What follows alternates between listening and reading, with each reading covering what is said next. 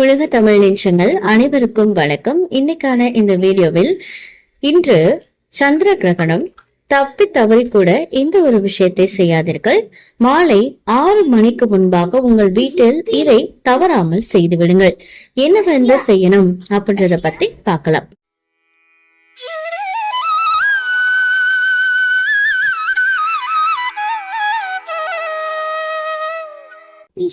இன்றைக்கு பாத்தீங்க அப்படின்னா ரத்த சந்திர கிரகணம், அதாவது சிகப்பு நிறத்துல வரக்கூடிய இந்த சந்திர கிரகணத்தை ரத்த சந்திர கிரகணம் அப்படின்னு நம்ம சொல்றோம்.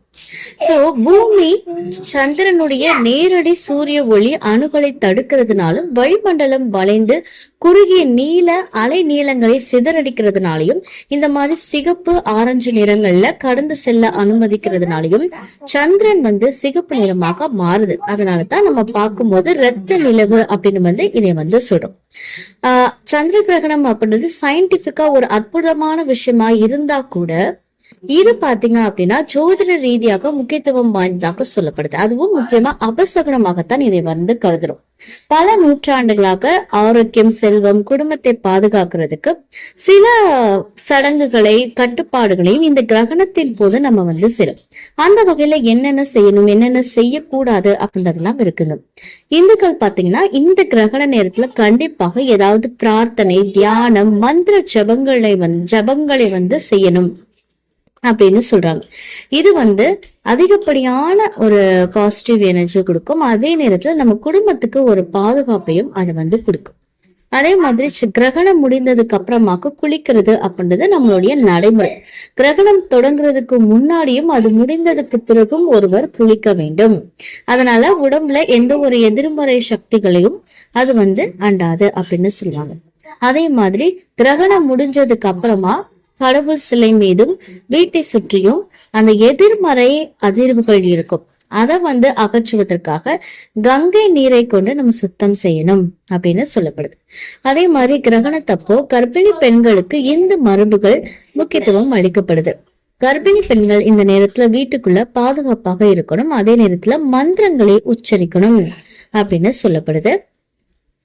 அதுக்கப்புறமாக பாத்தீங்க அப்படின்னா இந்த நேரத்துல சுப காரியங்கள், திருமண விழாக்கள், கிரக பிரவேசம், வாகனம் வாங்குறது, ஒரு புதிய முயற்சியை தொடங்குறது, இந்த மாதிரியான செயல்களை தவிர்த்துக்கிறது அப்படின்றது ரொம்ப நல்லது.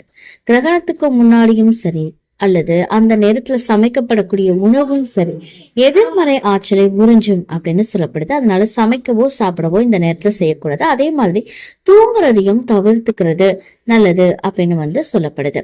அதே மாதிரி கிரகணத்தப்போ உடல் ரீதியான நெருக்கம் அப்படின்றதும் அசுபமானது, உடம்புல சக்திக்கு தீங்கு விளைவிக்கும் அப்படின்னு சொல்லப்படுது.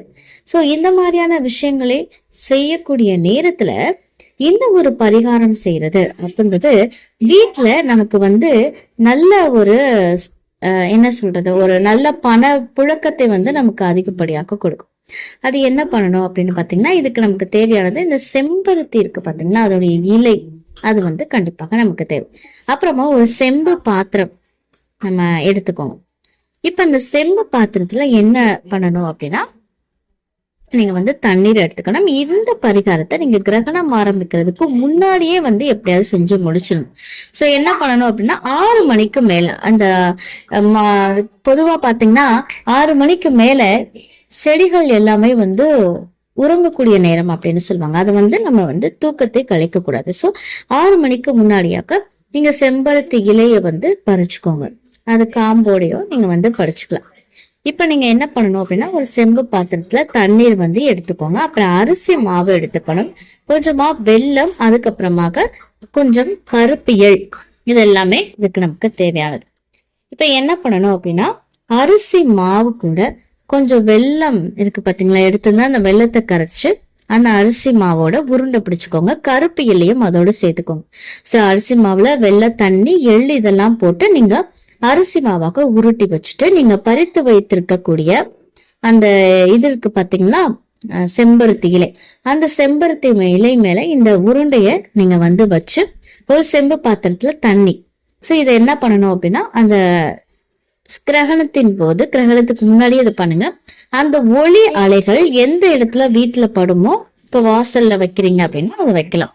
இப்ப நைட்டு தானே நமக்கு கிரகணம் ஸ்டார்ட் ஆகுது. ஸோ நைட்டுக்கு முன்னாடி இந்த விஷயங்கள் எல்லாத்தையுமே செஞ்சு வாசல்ல வச்சிடுங்க.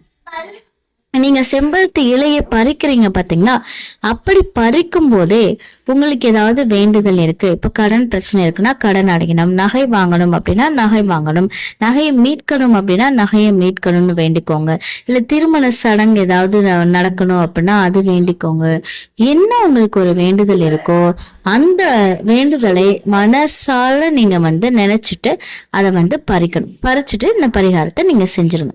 காலையில எழுந்ததுமே என்ன பண்ணணும் அப்படின்னா, அந்த இலை, அந்த உருண்டை, இதை அப்படியே நீங்க பசுமாட்டுக்கு கொண்டு போய் கொடுத்துருங்க. பசுவுக்கு சாப்பிட கொடுங்க. அந்த தண்ணிய நீங்க என்ன பண்ணணும், யார் கால் மிதிப்படாத இடத்துலயும் ஊத்திடுங்க. சோ இந்த மாதிரி நீங்க செய்யும் போது உங்களுடைய வேண்டுதல் அப்படின்றது நிச்சயமாக பலிக்கும். இந்த அரிசி மாவு அப்படின்றது பாத்தீங்க அப்படின்னா நம்ம வீட்டுல இருக்கக்கூடிய செல்வத்தை குறிக்கக்கூடியதாக இருக்கும். சோ பண பிரச்சனைகள் அப்படின்றது நீங்கும். அதே நேரத்துல எள் அப்படின்றது பாத்தீங்கன்னா சனி பகவானோட தொடர்பு கொண்டது. உங்களுக்கு ஏதாவது தோஷங்கள் இதெல்லாமே இருக்கு அப்படின்னா அது எல்லாமே நீங்கும். இந்த வெல்லம் அப்படின்றது இனிப்பு. சோ உங்களை தேடி நல்ல இனிப்பான விஷயங்கள் தொடர்ந்து வந்து கொண்டே இருக்கு அப்படின்னு சொல்லப்படுது. சோ மாலை 6 மணிக்குள்ளாக இந்த விஷயங்கள் அனைத்தையும் செய்யுங்க. இந்த தகவல் உங்களுக்கு பயனுள்ளதாக இருக்கு அப்படின்னா மறக்காம உங்க நண்பர்கள் கூட பகிர்ந்துக்கோங்க. மேலும் இது போன்ற ஆன்மீக தகவல்களுக்கு என்னோட சேனலை நீங்க சப்ஸ்கிரைப் பண்ணிட்டு பக்கத்துல இருக்கக்கூடிய பெல் ஐக்கானை பிரஸ் பண்ணிக்கோங்க. நன்றி.